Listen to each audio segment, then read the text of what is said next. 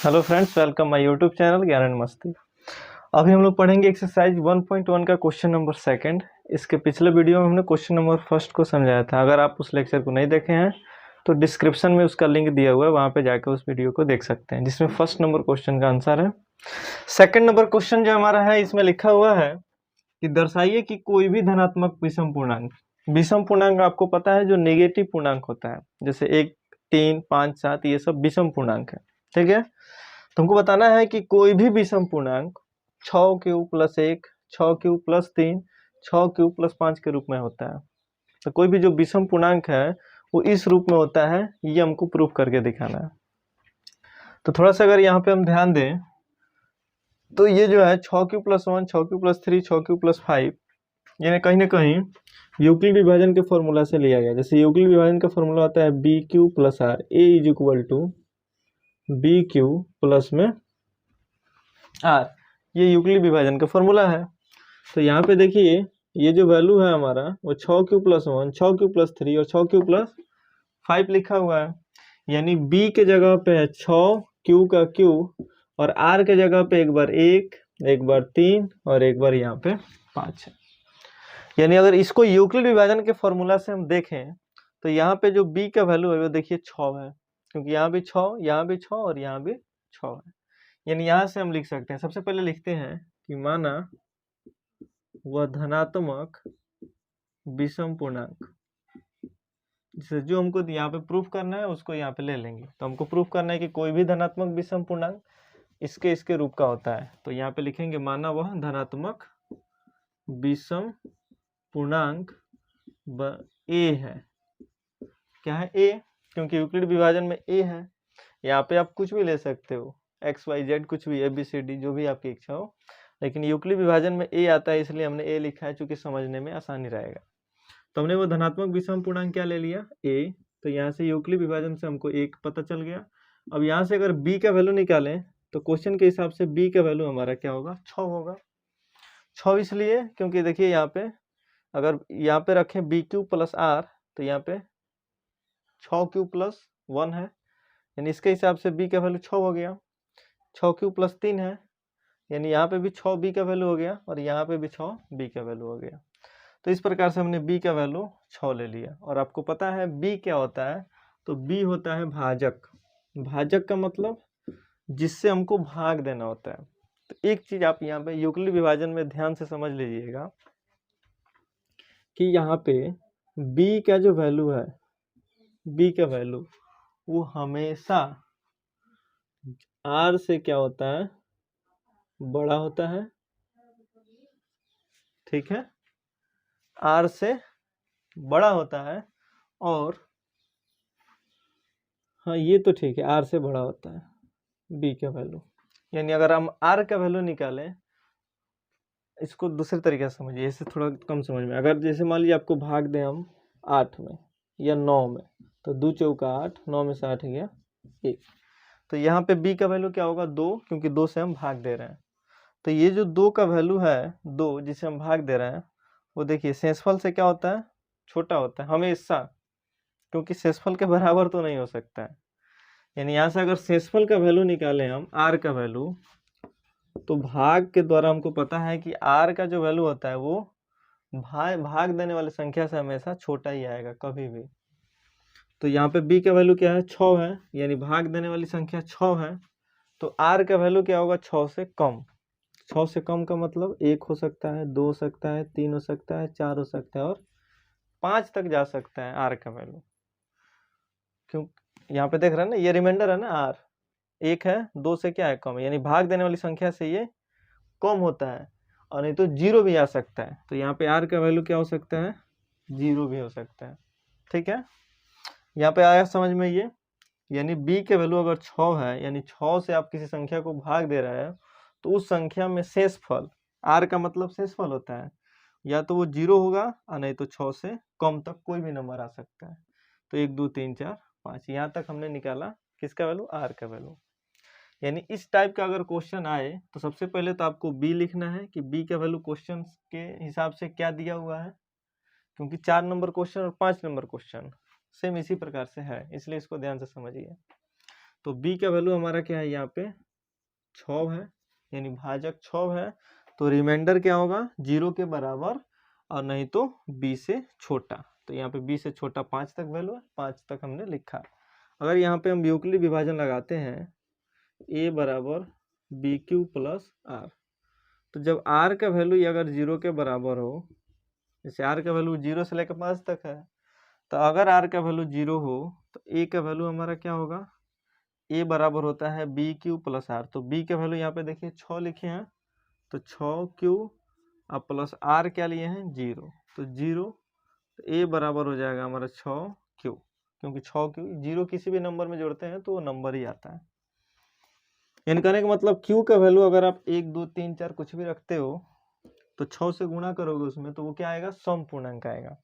अगर q का value 1 रखोगे तो 6 में 1 से गुणा होगा तो 6 आएगा, 2 रखोगे तो 6 दूना 12 हो जाएगा। जो भी वैल्यू आए वो हमेशा सम पूर्णांक होगा। कोई दिक्कत यहाँ तक?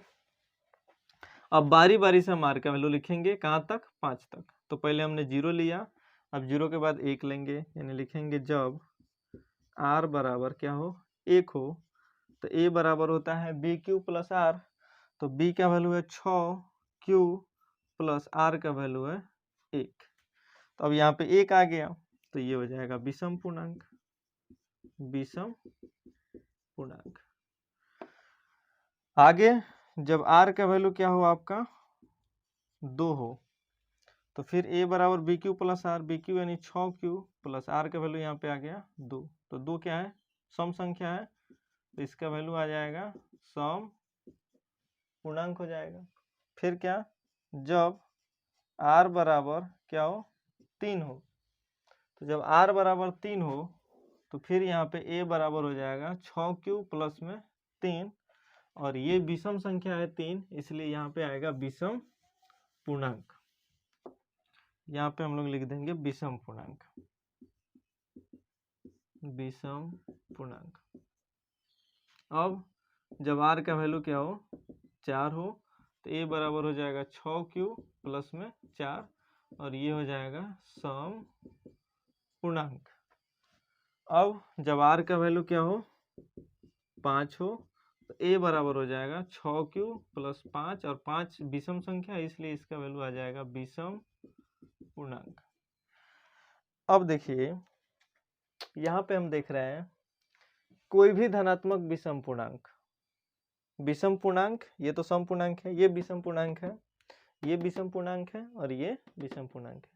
तो कोई भी जो विषम पूर्णांक आया है वो देखिए किस रूप में है, ये विषम पूर्णांक 6q प्लस 1 में है, ये भी 6q प्लस 3 में है, और ये 6q प्लस 5 में। यहाँ पे हम देखते हैं कि कोई भी धनात्मक विषम पूर्णांक जो है इसी रूप का होता है, 6q प्लस 1, यहाँ पे देखिए 6q प्लस 3 और 6q प्लस 5, इसलिए यहाँ पे लिखेंगे अतः कोई भी धनात्मक विषम पूर्णांक 6q प्लस 1, 6q प्लस 3 या 6q प्लस 5 के रूप का होता है। ये हो जाएगा हमारा प्रूफ, इसी को प्रूफ करना है हमको। चलिए इसका स्क्रीनशॉट लीजिए। एक और क्वेश्चन हम इस वीडियो में बता देते हैं, 3 नंबर क्वेश्चन, क्योंकि छोटा सा सवाल है वो। स्क्रीनशॉट ले लिए, चलिए मिटाते हैं इसको अब।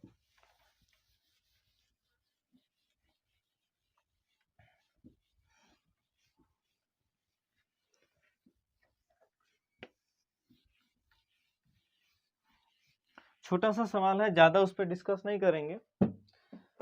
ये जो सवाल है इसमें लिखा है किसी परेड में 6 से 16 सदस्यों वाली एक सेना की टुकड़ी को 32 सदस्यों वाली एक आर्मी के बैंड के पीछे मार्च करना है।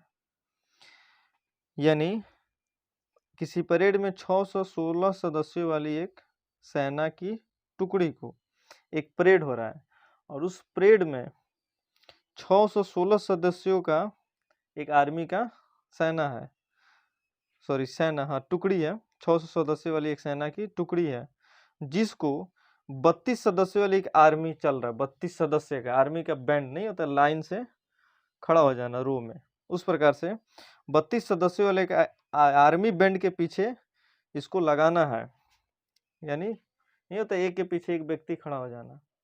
तो 32 सदस्यों वाली एक आर्मी का बैच है।